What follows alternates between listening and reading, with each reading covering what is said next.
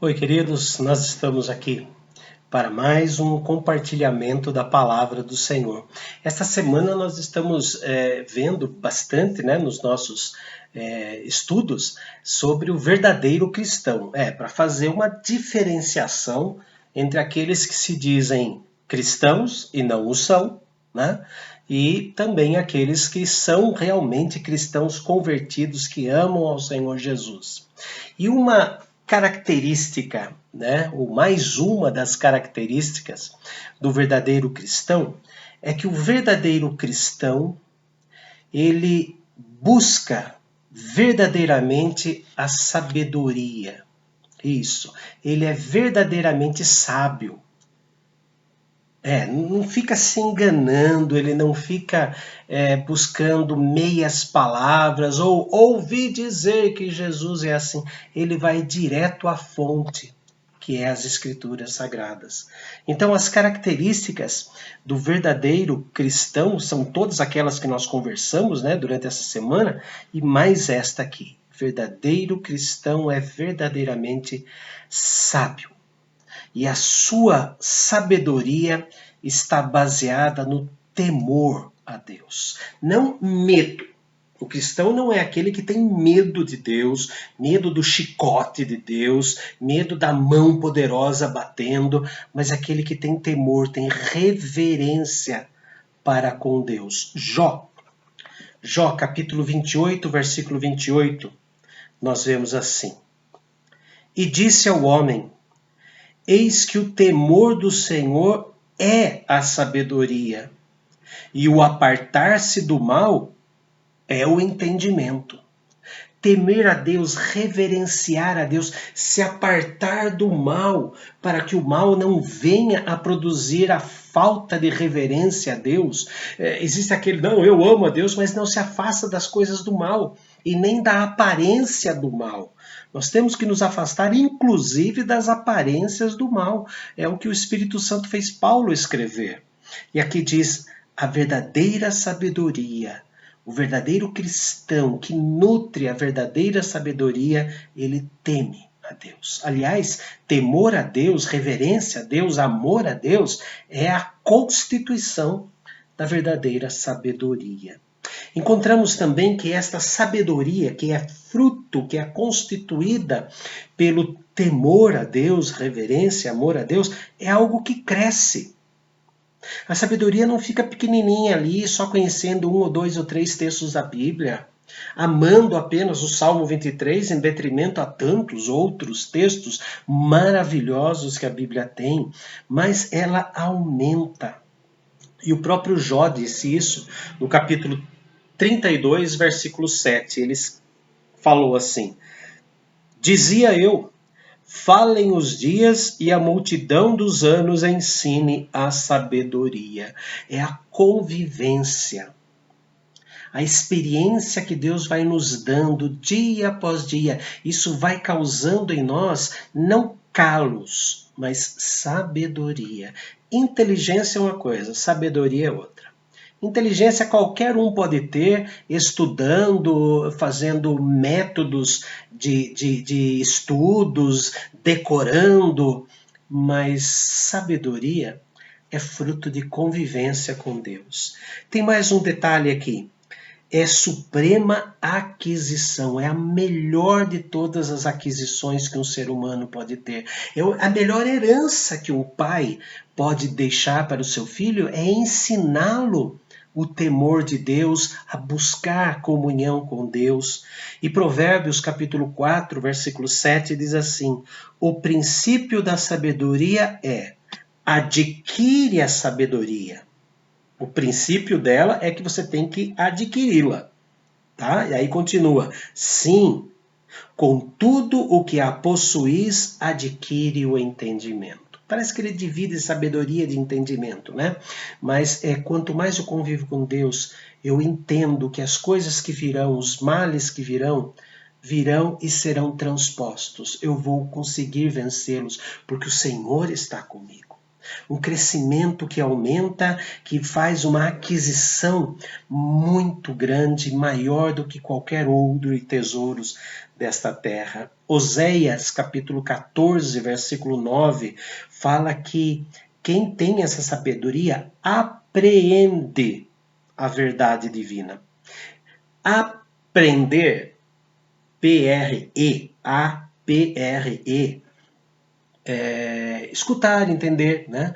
Apreender, com 2 Es depois do pre, apreender significa colocar aquilo em prática. Eu trouxe, alguém me contou, eu aprendi e agora com a prática eu apreendo, ou seja, eu mantenho, eu pratico, eu convivo com aquilo. Apreende verdade divina. E assim disse Oséias 14:9. Quem é sábio que entenda estas coisas, quem é prudente que as saiba, porque os caminhos do Senhor são retos, e os justos andarão nele, mas os transgressores neles cairão. Cair? Porque os caminhos do mundo são caminhos escorregadios. Os transgressores caem. Mas os justos, aqueles que são justificados por Deus, eles continuarão seguindo esse caminho. Não é lindo? A sabedoria que Deus nos dá, o verdadeiro cristão busca a verdadeira sabedoria e firma-se nela com um firme alicerce. A sabedoria que Deus nos dá é um firme alicerce para a nossa vida, porque virão as tempestades, virão